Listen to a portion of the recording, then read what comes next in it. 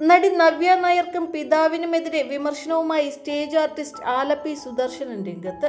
കുട്ടിക്കാലത്ത് നവ്യയെ mono act പഠിപ്പിച്ച് തന്നെ നവ്യയും പിതാവും അവഗണിക്കുകയും വേദനിപ്പിക്കുകയും ചെയ്തതായാണ് അദ്ദേഹം പറയുന്നത്.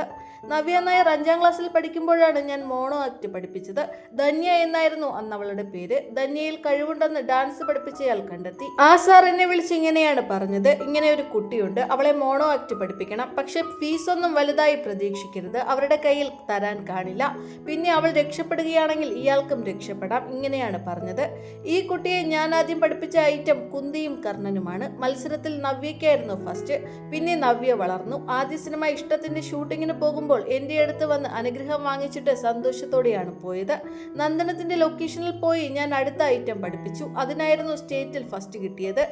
അന്ന് എനിക്കൊരു വിഷമമുണ്ടായി. സാറേ, നവ്യയ്ക്ക് സ്റ്റേറ്റിലാണ് ഫസ്റ്റ്, എനിക്കൊരു ജോഡി ഡ്രസ്സ് വാങ്ങിത്തരണമെന്ന് നവ്യയുടെ അച്ഛനോട് ഞാൻ അന്ന് പറഞ്ഞിരുന്നു. വഴിയിൽ നിന്ന് 100 രൂപയ്ക്ക് ഡ്രസ്സ് കിട്ടും. പക്ഷേ എന്നോട് പറഞ്ഞ വാക്ക് ഇന്നും ഭയങ്കര വിഷമമുണ്ടാക്കുന്നതാണ്. സാറേ, പൈസയൊന്നും ഇല്ലെന്നാണ് അദ്ദേഹം പറഞ്ഞത്. നന്ദനത്തിന്റെ ലൊക്കേഷനിൽ ചെന്നാണ് ഞാൻ അന്ന് പഠിപ്പിക്കുന്നത്. ഒരിക്കൽ ലോഡ്ജിന്റെ പേര് പറഞ്ഞു, അവിടെ വന്ന് പഠിപ്പിക്കാൻ. ഞാൻ റിസപ്ഷനിൽ കാത്തിരുന്നു. ഏറെ നേരമായിട്ടും വന്നില്ല. ഞാൻ കാത്തിരിക്കുകയാണെന്ന് അറിയിച്ചു. സാറിനൊരു റൂം കൊടുക്കാൻ പോലും അവർ പറഞ്ഞില്ല. 7:30 നവ്യ നായർ വന്നോ എന്ന് ഞാൻ വീണ്ടും ചോദിച്ചു. അവർ നേരത്തെ വന്നല്ലോ എന്ന് മറുപടി. കാണണമെന്ന് പറഞ്ഞപ്പോൾ നവ്യയുടെ അച്ഛൻ കാത്തിരിക്കാൻ പറഞ്ഞു. ഞാൻ ഭക്ഷണം പോലും കഴിച്ചിരുന്നില്ല. 8:30 മണിയായപ്പോൾ ഞാൻ വീണ്ടും വിളിച്ചു. 5 മിനിറ്റ് കൂടി വെയിറ്റ് ചെയ്യാൻ പറഞ്ഞു. 5 മിനിറ്റും 10 മിനിറ്റും 1 മണിക്കൂറുമെല്ലാം കഴിഞ്ഞു. ഒടുവിൽ റൂം കിട്ടി. അവളിപ്പോൾ ഡാൻസ് പ്രാക്ടീസ് ചെയ്യുകയാണ്. കാത്തിരിക്കാനാണ് നവ്യയുടെ അച്ഛൻ പറഞ്ഞത്. 10:30 മണിയായപ്പോൾ എന്നെ വിളിച്ചു. ചെന്നപ്പോൾ കാണുന്നത് അവരുടെ ഭക്ഷണത്തിന്റെ ടിഫിൻ ബോക്സുകളാണ്. സാർ എപ്പോൾ വന്നു എന്നോ കഴിച്ചോ എന്നോ ഒന്നും ചോദിച്ചില്ല. ഞാനൊന്നും കഴിച്ചിരുന്നില്ല, അതാണ് സത്യം.